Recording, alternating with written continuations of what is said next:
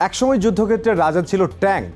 মোটা স্টিলের বর্ম, শক্তিশালী কামান আর দুর্দান্ত গতির কারণে এগুলোকে থামানো ছিল অত্যন্ত কঠিন। কিন্তু এখন যুদ্ধক্ষেত্রের চিত্র পাল্টে গেছে। এই শক্তিশালী ও ভয়ঙ্কর কোটি কোটি ডলারের ট্যাঙ্ক মাত্র কয়েকশো ডলারের একটি FPV ড্রোন ধ্বংস করে দিতে পারে।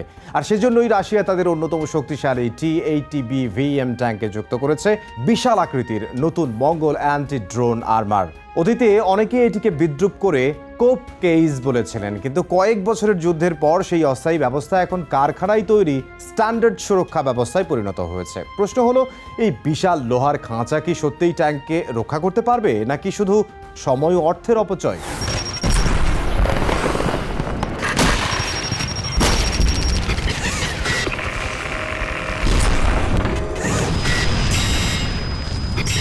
যুদ্ধ প্রযুক্তির এ পর্বে জানবো T-80B-VM এর নতুন সংস্করণ মঙ্গল আর্মারের প্রযুক্তি, রেলিক্ট এরা, ভলনোরিস ইলেকট্রনিক ওয়ারফেয়ার এবং কেন ইউক্রেন যুদ্ধ পুরো বিশ্বের ট্যাঙ্ক ডিজাইন বদলে দিচ্ছে। একসময় যুদ্ধক্ষেত্রের ভয়ঙ্কর অস্ত্র ট্যাঙ্ক ধ্বংস করতে প্রয়োজন হতো ভারী অ্যান্টি ট্যাঙ্ক মিসাইল, আর্টিলারি অথবা আরেকটি ট্যাঙ্ক। কিন্তু ইউক্রেন যুদ্ধ একটি নতুন বাস্তবতা তৈরি করেছে। মাত্র কয়েকশো ডলারের FPV ড্রোন সরাসরি ট্যাঙ্কের দুর্বল অংশে আঘাত করতে পারে। বিশেষ করে ট্যাঙ্কের ছাদ সবচেয়ে দুর্বল। সামনের বর্ম অনেক পুরো হলেও উপরের অংশ তুলনামূলক পাতলা। ড্রোন অপারেটররা এই দুর্বলতাকেই লক্ষ্য করছে। ফলে রাশিয়া, ইউক্রেন এবং বিশ্বের অন্যান্য সেনাবাহিনী বুঝতে পারছে শুধু মোটা বর্ম আর যথেষ্ট নয়, প্রয়োজন নতুন ধরনের প্রতিরক্ষা। সোভিয়েত যুগের T-80B-VM ট্যাঙ্কের আধুনিক সংস্করণ। এটি প্রথম প্রকাশ্যে আসে 2017 সালে এবং পরে রাশিয়ান সেনাবাহিনীতে যোগ দেয়।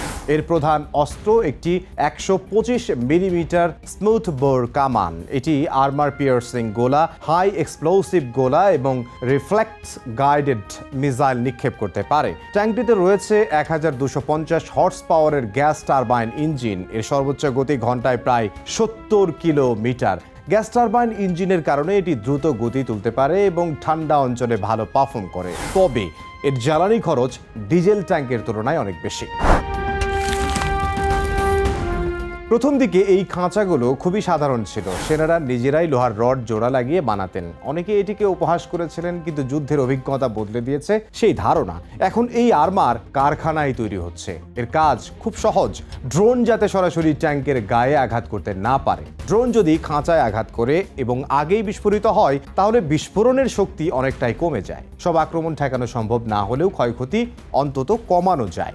এখন নতুন মঙ্গল আর্মারে শুধু উপরের অংশ নয়, পাশ এবং পেছনের অংশেও অতিরিক্ত সুরক্ষা যোগ করা হয়েছে। শুধু লোহার খাঁচা দিয়েই কাজ শেষ নয়। T-80B-VM এ রয়েছে রিলেক্ট এক্সপ্লোসিভ রিঅ্যাক্টিভ আর্মার। এটি ট্যাঙ্কে আঘাতের মুহূর্তে বিস্ফোরিত হয়ে শেপড চার্জের শক্তি কমিয়ে দেয়। এর সঙ্গে যোগ হয়েছে ভলনোরিস ইলেকট্রনিক ওয়ারফেয়ার সিস্টেম। এই ব্যবস্থা ড্রোনের নিয়ন্ত্রণ সিগন্যাল জ্যাম করার চেষ্টা করে, অর্থাৎ প্রথম স্তরে ড্রোনকে বিভ্রান্ত করা, দ্বিতীয় স্তরে খাঁচা, তৃতীয় স্তরে রেলিক্ট এরা, সবশেষে মূল বর্ম। এটি লেয়ার ডিফেন্স। কিছু রুশ সূত্রের দাবি, একটি ট্যাঙ্ক 18টি FPV ড্রোন হামলা সহ্য করেছে। যদিও এই দাবির কোনো নিশ্চিত প্রমাণ নেই। বাস্তবতা হলো কোনো সুরক্ষা শতভাগ নিরাপদ নয়। ড্রোনও প্রতিনিয়ত পরিবর্তন হচ্ছে, নতুন আক্রমণ কৌশল তৈরি হচ্ছে। অন্যদিকে ট্যাঙ্কেও নতুন প্রতিরক্ষা যুক্ত হচ্ছে। অর্থাৎ এটি প্রযুক্তির এক চলমান প্রতিযোগিতা।